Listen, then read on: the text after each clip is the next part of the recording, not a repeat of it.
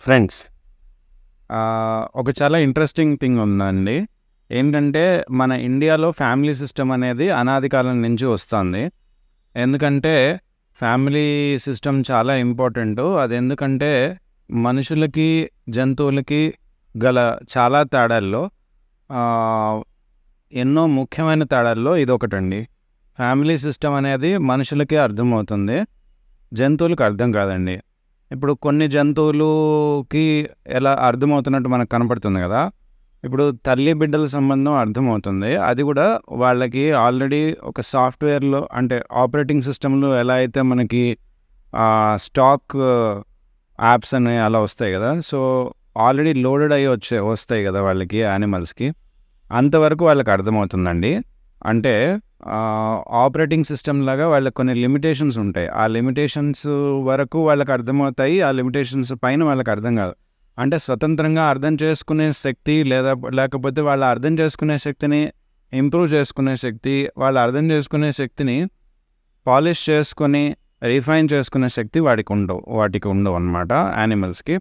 So, దానివల్ల ఏంటంటే for example ఒకటి చెప్తారు. నాకు తెలీదు అది జనరల్‌గా చెప్తుంటారు. అంటే నాకు తెలీదంటే నేను ప్రూఫ్ లేదు నా దగ్గర. బట్ ఒక కోతి ఫర్ ఎగ్జాంపుల్ దాని పిల్లల్ని ప్రేమిస్తుంది. మనందరం చూస్తూ ఉంటాము. కానీ పెద్దలు చెప్పేదేంటంటే, ఆ కోతిని మీరు కోతి పిల్లని మీరు ఒక పెనం మీద పెడితే, వేడి పెనం మీద పెడితే, అంటే ఎక్స్‌పెరిమెంట్స్‌లో ఏవేవో చేస్తూ ఉంటారు కదండీ! అలా చేసినప్పుడు అది తట్టుకోలేక ఆ పిల్లని కాపాడడానికి ముందు ట్రై చేసినా సరే, తర్వాత ఆ కోతి పిల్లని కింద పడేసి, అది ఆ పిల్ల మీద కూర్చొని అంటే ఆ పిల్ల చచ్చిపోతుంది. బట్ తనని తాను కాపాడుకునే ఇన్‌స్టింక్ట్ అలా ఉంటుందన్నమాట. పాము తన పిల్లల్ని, గుడ్లని తినేస్తుందని ఇట్లాంటివి చాలా చాలా మనం చూస్తూ ఉంటాం. సో, యానిమల్స్ గురించి బాగా తెలిసిన వాళ్ళకి వాళ్ళు maybe they will be able to understand how human families are different from animal families, so called families. Animals don't have a family.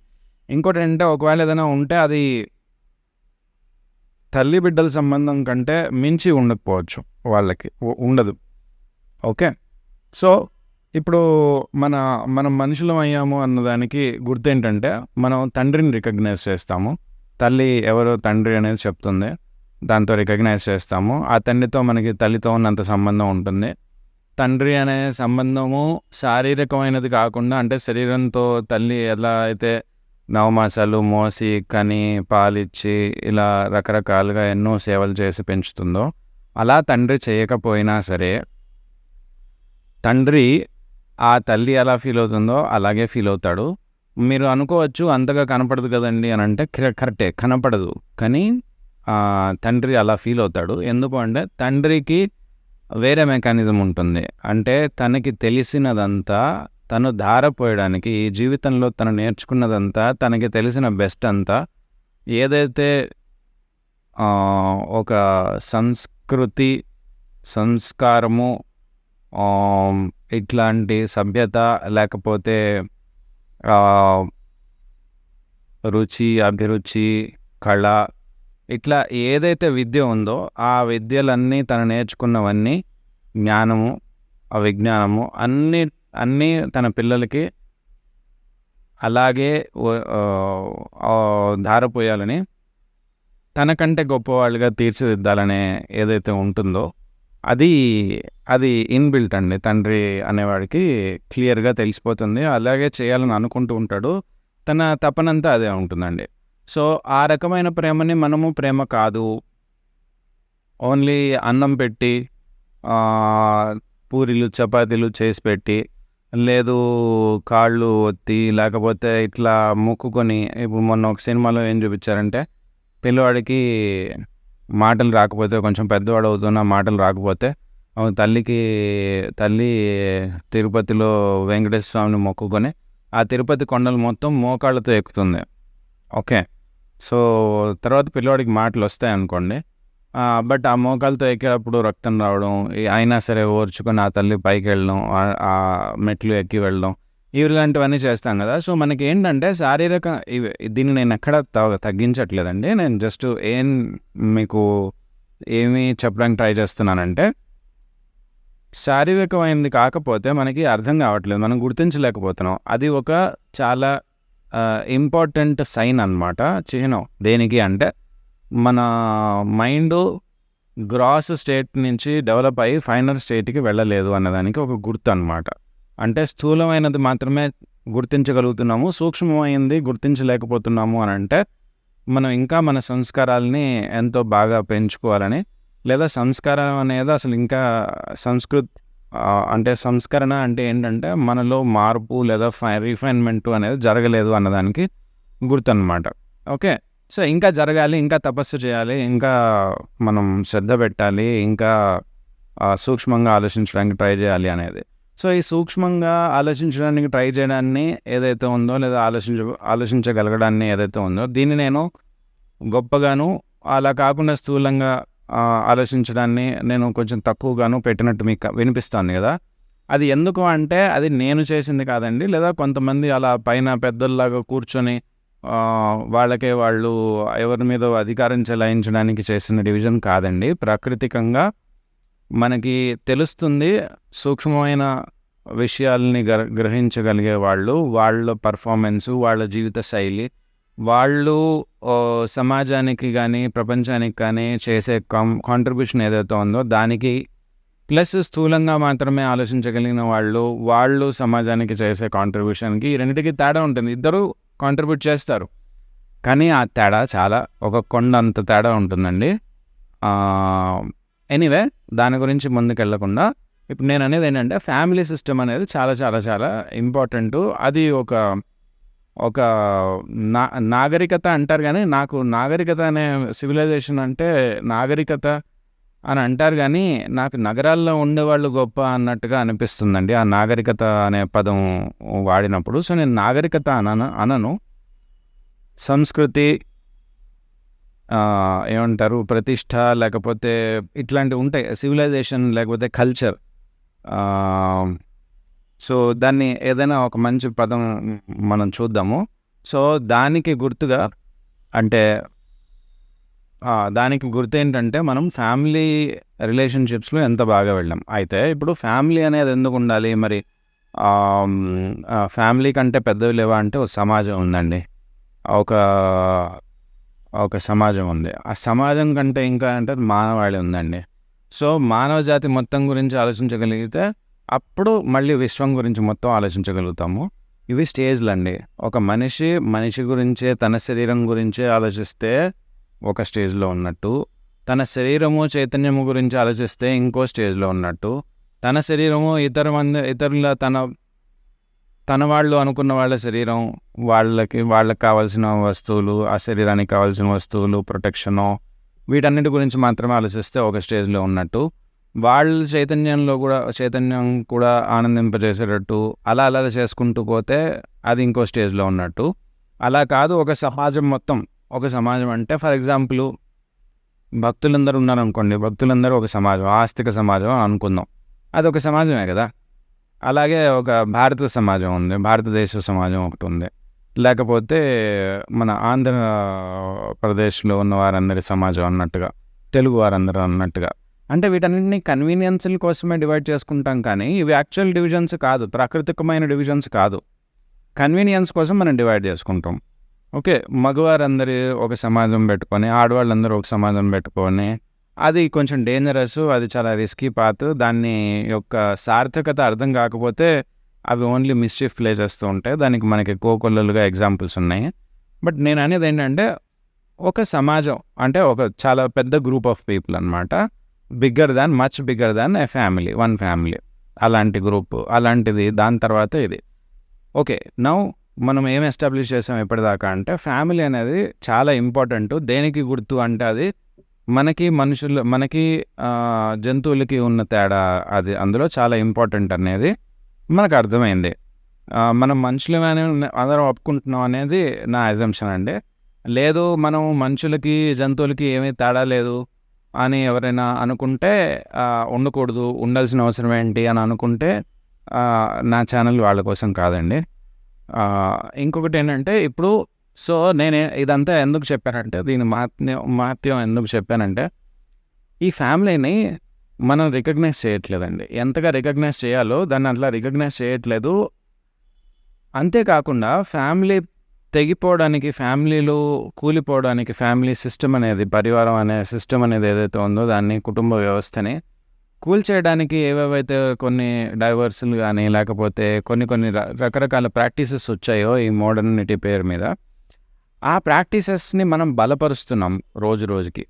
So దానివల్ల అది బలపరచడమే కాకుండా దానికి డబ్బులు పే చేస్తున్నాం. ఎవరైతే సింగిల్గా ఉంటారో వాళ్ళకి ఎక్కువ అడ్వాంటేజెస్ ఉన్నాయమ్మా, మీరు కలిసి ఉంటే అడ్వాంటేజెస్ లేవమ్మా అని చెప్తూ మనం చాలా ప్రమాదకరమైన, చాలా విపరీతమైన ధోరణిలోకి మనం వెళ్తున్నాం రోజు రోజుకి. సో దానివల్ల ఎన్ని రకాల సఫరింగ్స్ వస్తున్నాయో, ఆ సఫరింగ్స్ మనం సఫర్ అవుతున్నప్పుడు కూడా, వాటిని అనుభవిస్తున్నప్పుడు కూడా, వాటికి కారణం అనేది ఇదే అని మనం గుర్తించట్లేదు. ససేమిరా గుర్తించడానికి మనం చాలా విముఖంగా ఉన్నామన్నమాట. అలా ఉండడం చాలా శోచనీయం. So what I'm trying to say is, మనము ఫర్ ఎగ్జాంపుల్ ఇండియాలో ఓటింగ్ అనే సిస్టమ్ ఉందని అనుకున్నాం. ఒక్కొక్క ఇండివిజువల్ ఓట్ వేయాలి అని అనుకుంటాం. ఓకే. సో ప్రజలు అనగానే ఇండివిజువల్స్గా చూడకుండా, ప్రజలు అనగానే ఫ్యామిలీస్గా చూస్తే అది బెటర్ వ్యూ కదా ప్రజల్ని, ఇండివిజువల్గా. సో ఫ్యామిలీ మొత్తానికి ఒక ఓటు పెట్టుకుంటే, అప్పుడు అందరూ కలిసి, ఒక ఫ్యామిలీ అందరూ కలిసి ఒక ఓటు వేయాలి కాబట్టి వాళ్ళలో యూనిటీ వచ్చే అవకాశం ఉంటుంది కదా. ఆ యూనిటీ కోసం వాళ్ళు పనిచేసే అవకాశం ఉంటుంది కదా. అవునా? ఫ్యామిలీలో ఎవరు ఫ్యామిలీకి ప్రతినిధిగా ఉంటారు అనేది ఫ్యామిలీని డిసైడ్ చేసుకునివ్వండి. మీరెవరు? అందులో వేరే వేరే భార్య ఒకళ్ళని, భర్త ఒకళ్ళని ఓట్ చేయమని, లేదా పిల్లల్ని ఒకళ్ళని ఓట్ చేయమని, వదినలని, అత్తలని, మామయ్యలని, వీళ్ళందరూ ఎవరెవరైనా సరే ఏదైనా ఓట్ చేయొచ్చు అనే ఓటు వేసే హక్కులు మాట్లాడుతున్నారు. డ్యూటీలు ఏంటి? డ్యూటీ గురించి హక్కు మాట్లాడిన ప్రతిసారి డ్యూటీ గురించి మాట్లాడకపోతే, అంటే మన కర్తవ్యం ఏంటి అనేది మాట్లాడకపోతే, వెంటనే ఆ మనిషిని అక్కడ ఆపేసేయండి. వెంటనే ఆ మనిషితో ఎంగేజ్మెంట్ చేయకండి. వాళ్ళని క్లియర్గా అడగండి, అమ్మ మీరు, లేదా అయ్యా అమ్మ ఎవరైనా సరే, మీరు హక్కు గురించి మాట్లాడితే నేను మాట్లాడతాను మీతో, కానీ మీరు హక్కుతో పాటు మీరు కర్తవ్యాలను గురించి కూడా మాట్లాడతారా, మాట్లాడరా? మాట్లాడము, మేము హక్కుల గురించే మాట్లాడతాము అంటే వారితో ఇంకా మాట్లాడడం అనవసరం అండి. అది నా సజెషన్. ఓకే. సో హక్కు గురించి మాట్లాడినప్పుడు డ్యూటీస్ గురించి కూడా మాట్లాడాలి. రైట్స్ గురించి, రెస్పాన్సిబిలిటీస్ గురించి, బాధ్యతల గురించి బ్యాలెన్స్డ్గా మాట్లాడితే సరిపోతుంది. ఇప్పుడు మన ప్రతి ఒక్క పౌరుడి బాధ్యత ఏంటి అంటే, ఒక కుటుంబంలో ఒక మంచి కుటుంబ సదస్సులాగా, ఒక కుటుంబ సభ్యుడిలాగా ఉండడం అనేది చాలా ఇంపార్టెంట్ అండి. అవునా? అప్పుడే కదా వాడు మనిషి అనే దానికి ప్రమాణం వస్తుంది. మనిషి అనేది మనము శరీరంతో చూస్తే 2 కాళ్ళ మీద నడిచేవాడిని మనిషి, 4 కాళ్ళ మీద నడిచేవాడిని జంతువు అని అనుకుంటున్నాం. కానీ అది చాలా బేసిక్, స్థూలమైన డిస్టింక్షన్ అండి. అలా కాకుండా సూక్ష్మంగా డిస్టింక్షన్ ఏంటంటే, మనిషి చైతన్యం, మానవ చైతన్యం ఉందా ఆ శరీరంలో, లేకపోతే జంతు చైతన్యం ఉందా అనేది చూడడం అనమాట. జంతు చైతన్యం అంటే ఏంటంటే, ఆహారము, నిద్ర, భయము, మైథునము, వీటి గురించి మోస్ట్ ఆఫ్ ది టైము వాడి మనసులో ఆ చైతన్యం లోపల ఉండే కంటెంట్ ఏదైతే ఉంటుందో, కంటైనర్ చైతన్యం ఉంటుంది, అందరికీ ఒకటే ఉంటుంది. కానీ ఆ కంటైనర్లో ఉండే కంటెంట్ ఏదైతే ఉంటుందో అవి ఈ 4 విషయాల మీద, వీటికి రిలేటెడ్ విషయాల మీదే ఎక్కువ వెళ్తూ ఉన్నప్పుడు అది జంతు చైతన్యం అని మనం అనుకోవచ్చు అండి, పశు చైతన్యం అని అనుకోవచ్చు. మానవ చైతన్యం అంటే ఏంటంటే, ఇది తప్పు కాదు, దీన్ని వదిలేసి కాదు, వీటిని దేంతో కంట్రోల్ చేస్తాడంటే విశ్వాసము, సమ్మానము, స్నేహము, మమత, వాత్సల్యము, శ్రద్ధ, తర్వాత గౌరవము, కృతజ్ఞత, ప్రేమ, ఇలాంటి మూల్యాలు ఏవైతే ఉన్నాయో, ఇంకా కళామూల్యము, ఉపయోగితా మూల్యము, ఇట్లా చాలా ఉంటాయండి. సో మానవీయ విలువలు ఏవైతే ఉన్నాయో వీటిని కంటెంట్గా, మెయిన్గా, బేసిక్గా వీటిని ఎంజాయ్ చేస్తూ ఉంటారండి ఆ మనుషులనే, మానవ చేతనం కలిగిన వాళ్ళు. సో ఆ చేతనాన్ని ఎంజాయ్ చేస్తూ వాటి కోసం ఈ ఆహార, నిద్ర, భయమైథునాలని వాడుతూ ఉంటారు. ఓకే. సో వీటిని వదిలేయాలని కాదు, బట్ వీటి మీద ఎక్కువ ధ్యాస ఉండదు. ఇవి ఈ మూల్యాలను ఎంతవరకు ఫుల్ఫిల్ చేస్తున్నాయో అంతవరకే ఈ ఆహార నిద్ర భయమైథునాలకి సార్థకత ఉంది అని వాళ్ళకి అర్థమైపోయి ఉంటుందన్నమాట. అలాంటి వాళ్ళు మానవీయ చైతన్యంలో ఉన్నట్టు. ఇంకా అతి మానవీయ చేతన అంటే దైవ చేతన కూడా ఉంటుందండి. అది ఏంటంటే ప్రతి ప్రతి ఇండివిజువల్లోనూ ప్రతి వ్యక్తిలోనూ సమాధానము, తర్వాత స్వస్థత, శరీరంలో స్వస్థత, చైతన్యంలో సమాధానం అంటే సమస్య లేకుండా ఉండడం అనేది సమాధానం అమ్మ. సమస్య అనేది అతనికి ఎవరికి సమస్య అనేది అనిపించదు. సమస్యలు రావని కాదు, ప్రతి సమస్యకి వచ్చే ముందే ఆ సమస్య వస్తుందని యాంటిసిపేట్ చేసి తన దగ్గర ముందే సమాధానం ఉంటుందండి. సమాధానితమై ఉంటాడు మనిషి, ఎప్పుడు సమాధానంలో ఉంటాడు. సో దాన్ని ఒక రకంగా సమాధానం అనుకోవచ్చు. సో సమాధానం అతనిలోనే ఉంటుంది, ఆ మనిషిలో కానీ ఆ ఆవిడలో కానీ ఉంటుందన్నమాట. సో ఆ చైతన్యంలో సమాధానము, శరీరంలో స్వస్థత ఉంటుంది. ఆ కుటుంబంలో ఏదైతే మానవీయ కుటుంబం ఏదైతే ఉందో దానికంటే, లేదా దైవ మానవీయ కుటుంబంలో ఏదైతుందో, కుటుంబంలో న్యాయం అనేది ఎప్పుడు ఉండాలి. అంటే కుటుంబం అంటే మనిషికి మధ్య ప్రతి సంబంధంలోనూ ప్రతి మనిషికి మధ్య ఉన్న సంబంధంలో న్యాయం జరగాలి అనేది చాలా ఇంపార్టెంట్గా వాళ్ళు అనుకుంటారు. సమృద్ధి, అందరి శరీరాలకి కావలసిన దానికంటే ఎక్కువ మన దగ్గర ఉన్నాయి అని ఉండడమే కాదు, ఉన్నాయని వాళ్ళకు కూడా తెలిసి అదే దృష్టితో డెసిషన్స్ తీసుకుంటూ ఉంటారు వాళ్ళ జీవితంలో. దాన్ని సమృద్ధి అంటారు. సో న్యాయము, సమృద్ధి, దాని తర్వాత సమాజంలో శాంతి, తర్వాత నిర్భీతి, ఇవి ఉంటాయండి. ఆ తర్వాత మానవ జాతి లెవెల్లో మానవ జాతి మొత్తం ఒకటిగా ఉండి ప్రకృతితో సహజీవనం చేస్తాం, సహ అస్తిత్వంలో ఉంటాం. మనం, ప్రకృతి ఉంటుంది, మనము ఉంటాం. We are only complementary to each other, we are not competition అనే మనకు అర్థమవుతుంది. మనం ఏం చేసినా అన్నిటినీ కలుపుకొని చేస్తూ ఉంటాం అన్నమాట. అంటే ధర్మం పాటిస్తాం, న్యాయం వరకు ఓకే. ధర్మం అంటే ఏంటంటే ఒక చైతన్యము ఒక జడమైన వస్తువుతో ఎలా బిహేవ్ చేయాలి అనేది ఏదైతే ఉందో సరైన బిహేవియర్, దాన్ని ధర్మం అంటారండి. ఒక చైతన్యం ఇంకో చైతన్యంతో ఎలా బిహేవ్ చేయాలి అనేది ఏదైతే రైటో దాన్ని న్యాయం అంటారండి. ఓకే, సో ఈ సహస్తిత్వం ఇవన్నీ కలిసి ఉన్నాయి కదా అనేది మనం అర్థం చేసుకొని కలిసి అందరూ బాగుండడానికి ముందుకు ప్రయత్నించగలడం అనేది, సత్యాన్ని గుర్తించడము, సత్యం ప్రకారంగా వర్తించడము అనేది మనకి సిద్ధాంతం అండి. సత్యము, ధర్మము, న్యాయము, వీటిని మెయిన్గా మైండ్లో పెట్టుకొని వీటికి అనుగుణంగా, వీటికి తక్కువలో, వీటి అధీనంలో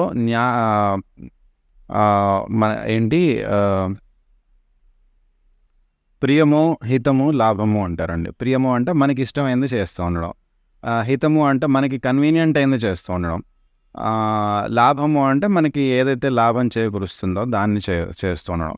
సో ఇప్పుడు ప్రియము, హితము, లాభం ప్రకారంగా ప్రతి మనిషి వెళ్తున్నాడు. వాడు జీవచేతనలో ఉన్నవాడు, జీవం అంటే ప్రాణులు అనుకోండి, అంటే జంతువులను అనుకోండి. సో జంతు చేతనలో ఉన్నవాడు, మనిషి చేతనలో ఉన్నవాడు, అందరూ కూడా ప్రియము, హితము, లాభము ఆధారంగా మనం నిర్ణయాలు తీసుకుంటున్నాము. కానీ అంతవరకే ఉంటే తప్పండి. ప్రియము, హితము, లాభము, న్యాయము, సత్యము, ధర్మముకి అధీనంలో ఉండాలి. అప్పుడు మనము సరిగ్గా మనం బిహేవ్ చేస్తున్నట్టు, మనం మనుషులు అని నిరూపించుకుంటున్నట్టు. ఓకే, సో ఇప్పుడు ఇదంతా నేను చెప్పిన దానికి ఈ ఫౌండేషన్ ఎందుకు అవసరం అని అంటే, ఒక కుటుంబ వ్యవస్థని రికగ్నైజ్ చేయకపోవడం ఒకటి, ఒక కుటుంబ వ్యవస్థ పడిపోవడానికి కారణం అవుతూ ఉండడం, పడిపోవడానికి ఎక్కువ ఎంకరేజ్మెంట్ ఇస్తూ ఉండడం, చట్టాల్లో కానీ సమాజంలో ఉన్న ఒక రెటోరిక్లో కానీ.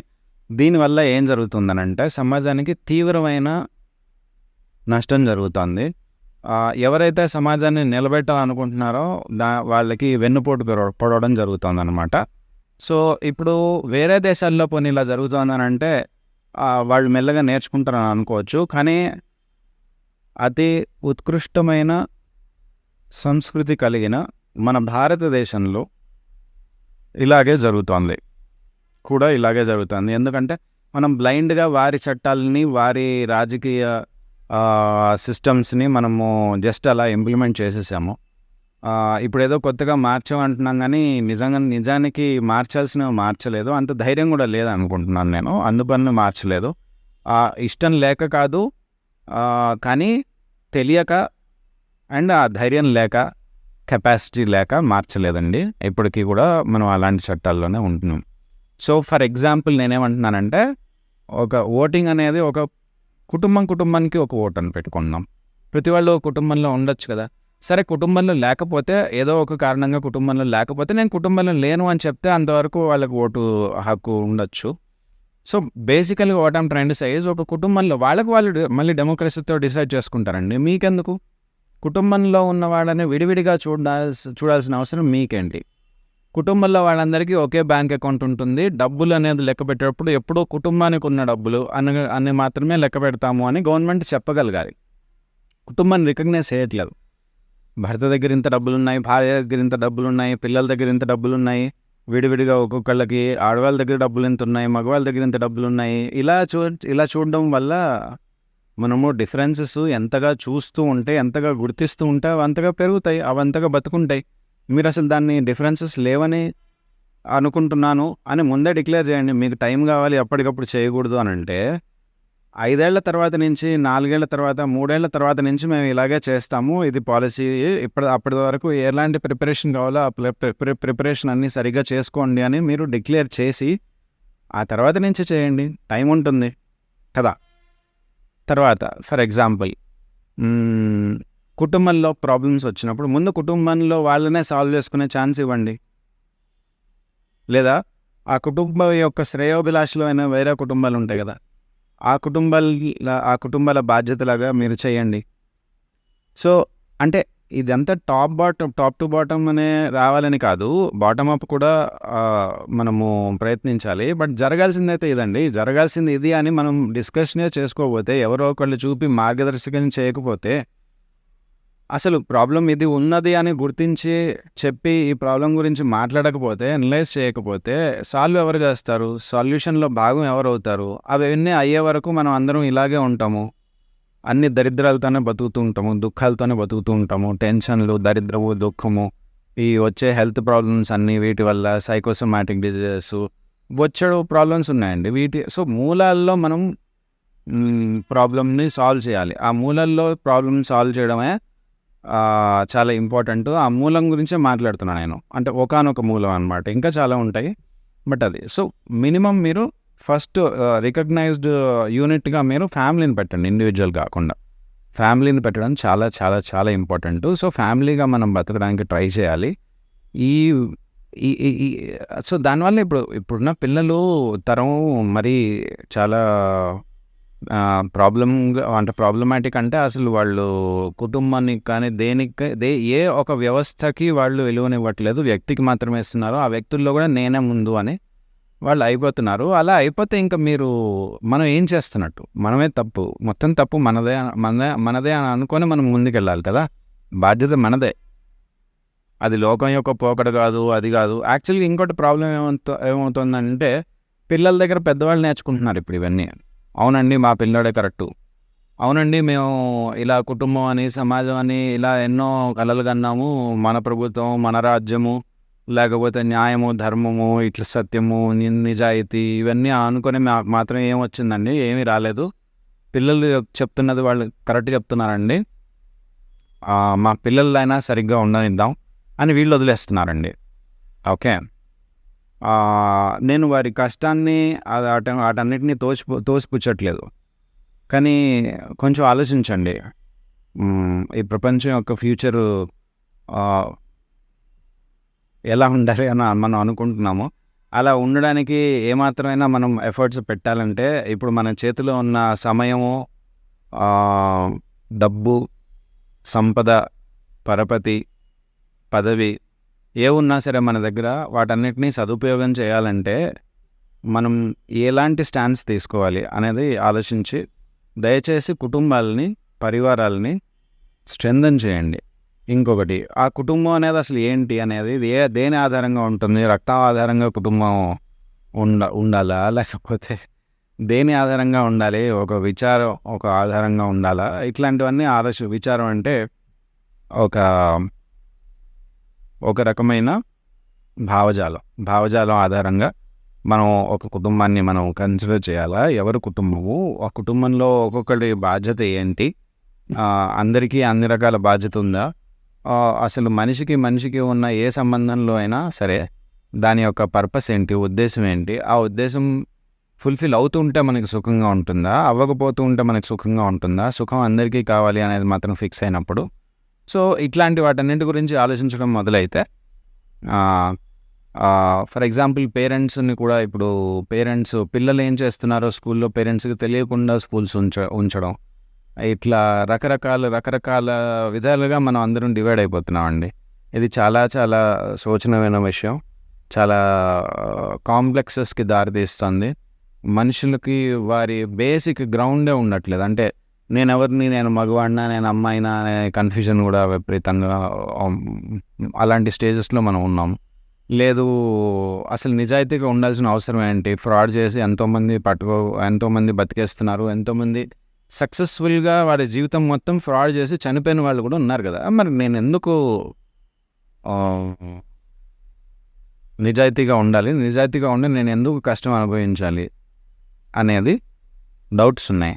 ఈ ఈ సందేహాలు అండ్ వీటన్నిటి ప్రెషర్లో మనం పడిపోయి మనం బతికేద్దామా, లేకపోతే వీటన్నిటినీ సూటిగా వాటి కళ్ళల్లోకి చూసి క్లియర్గా ఎందుకు నువ్వు రాంగ్, ఎందుకు నువ్వు రైటు, ఇది రాంగ్ అని ఆబ్జెక్టివ్గా క్లియర్గా మనం చెప్పగలిగే అంత వివేకం మనలో ఉందా లేదా, లేకపోతే పెంచుకుందాం, ఉంటే దాన్ని వాడదాం. అప్పుడే మనకేదైనా ఆశావహమైన పాజిటివ్ అవుట్కమ్, పాజిటివ్ ఫ్యూచర్ ఉంటుందని నాకు అనిపిస్తుందండి. సో ఫ్యామిలీని స్ట్రెంథెన్ చేయండి అని రిక్వెస్ట్ చేయడమే నా ఈ వీడియో యొక్క ఉద్దేశం. అందరూ ఇంతసేపు విన్నందుకు ధన్యవాదాలు. నమస్కారం.